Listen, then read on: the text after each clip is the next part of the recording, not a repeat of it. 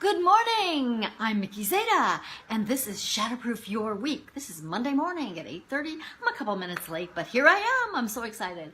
And you can tell by the background, I'm back in Florida. I'm pretty excited about that.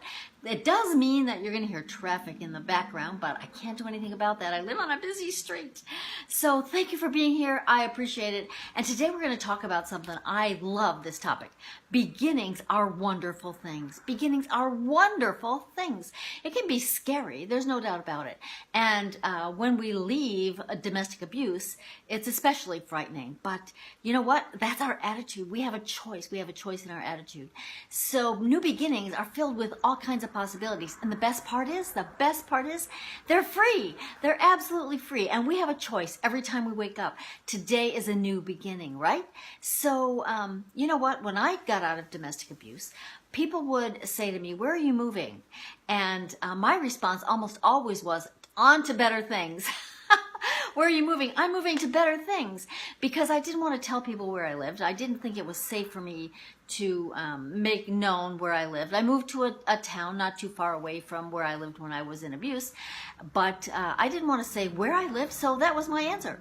On to new things, on to better things, and that can be your answer too. You don't have to be specific and say where you're moving to. You can just say, "I'm moving on to better things," and that is the truth, isn't it? That is the absolute truth. So here's the thing. When I left domestic abuse, I had done a whole lot of work on myself already. If I hadn't done that, I couldn't have left. I would not have left. Or if I left, I would have come back, right?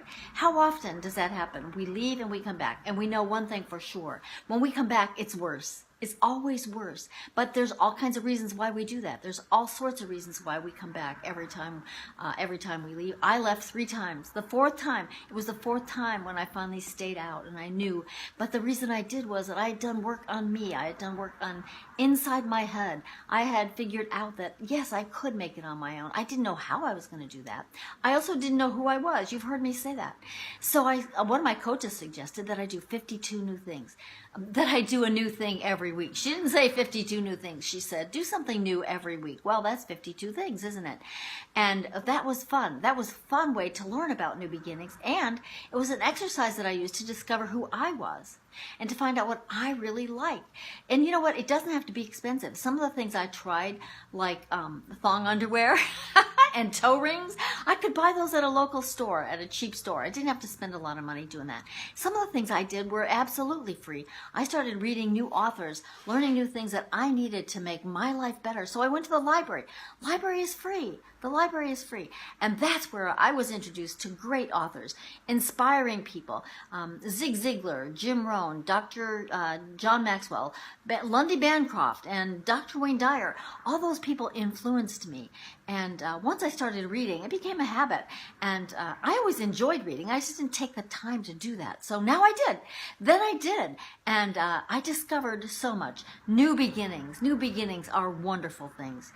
Some of the things I tried just for fun were like fly fishing and pedicure and manicure. I never took time to take care of myself, to pamper myself with pedicures and manicures. So that was brand new. Taking belly dancing lessons, I did that. I discovered that belly dancing is great exercise. Oh my gosh, it's not what I thought it was at all. It was a lot of fun. And I enrolled in computer classes. So those things cost money and they required some budgeting. I am going to say it was so important. I hired coaches. I had never done that. I hired coaches. And here's the thing. Those things cost money. And I knew if I didn't invest in myself, if I didn't invest time, money, effort, it was not going to make a difference. I say, if we don't change, nothing changes. I knew if I didn't change, nothing would change. So that's the beauty of it. And I use credit cards. I've heard credit cards can hang you. They're just like rope. They can hang you or they can pull you out of the mud. Well, I used mine to totally pull me out of the mud. That's what I did, and it worked. It worked. And then I got the credit cards paid off, so that was a good thing.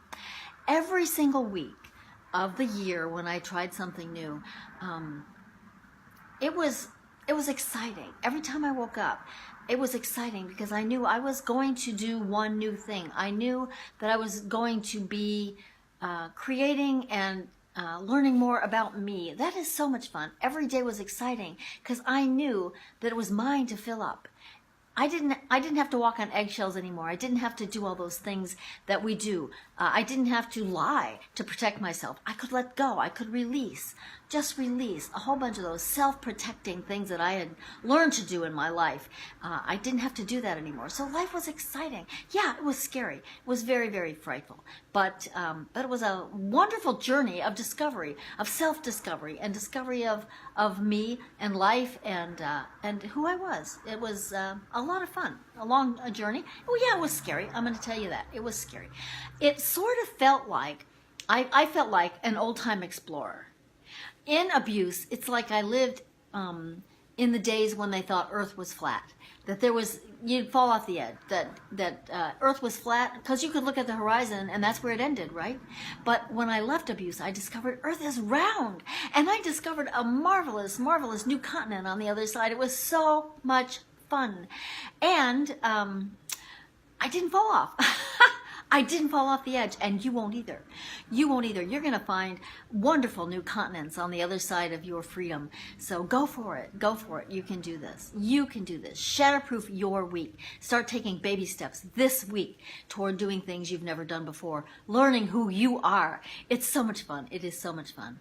And if you're in that process of discovering that Earth is round, that you're not going to fall off the edge, if you could use some accountability or some help from a coach, I would love to work with you.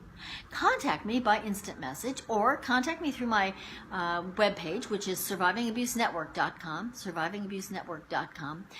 You've heard me say, hire coaches that have lived in domestic abuse. If they haven't lived in abuse, they don't get it. I have.